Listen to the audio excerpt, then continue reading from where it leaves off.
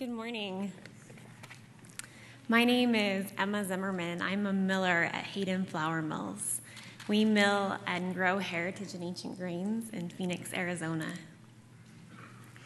In the early 1600s, Italian and Spanish missionaries brought a small, pale grain with them to the New World. It was the first soft white wheat in North America. It became known as white Sonora. 200 years later, a man named Charles Hayden saw the same pale grain growing around the Salt River and founded the Hayden Flour Mills. The city of Phoenix grew up around it. But in the early 1900s, the mill was industrialized, an all too familiar food system story. White Sonora was traded for the latest and greatest hybrids, bred for the convenience of industrialized milling, not for beauty or flavor. In 1873, there were 23,000 mills in the U.S.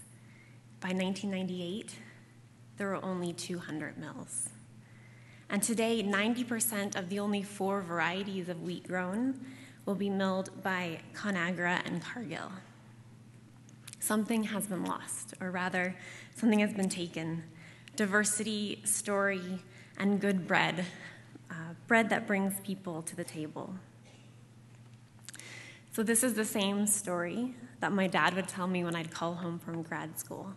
So 3 years ago, I was working on a PhD in neuroethics at McGill University. But I was captivated by this story, and I hope you are as well, and its implications. I couldn't help imagining our city looking more like that fertile land that Charles Hayden saw in 1874 once again. So in 2011, I moved home to help my dad restart the Hayden Flour Mills and rebuild the breadbasket of the desert.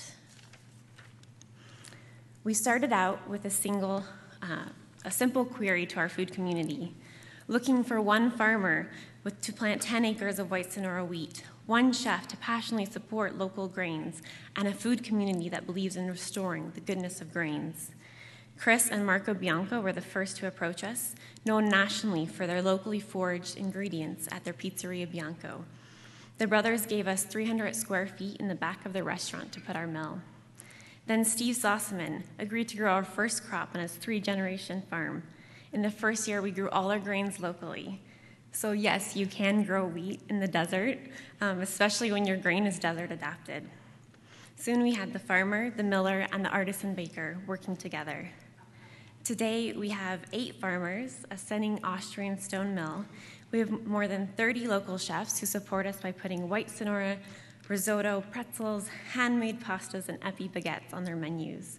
We have 15 different products, and most importantly, we have a community that has truly caught the vision for good grain. We are a team of 4. There's Ben, Taylor, me, and my dad, Jeff, who I like to call the miller's father. We truly have something special in our community. We are the only stone mill in Arizona. But there are other similar grain movements which are emerging in parallel to ours. In fact, Maine Grains was a past presenter in this showcase. By our count, there are 35 micromills in the U.S. We are also learning together, recovering the lost art of milling and small grain systems. But we are all running into the same problem. The infrastructure for small grains has disappeared. This leaves a huge logistical gap between farm and flour. To enable our grain movement, we need to build an $80,000 mobile grain cleaning unit, which can be shared cooperatively between farmers at harvest. It allows our grain movement to thrive on multiple farmers planting small acreages of heritage and ancient grains.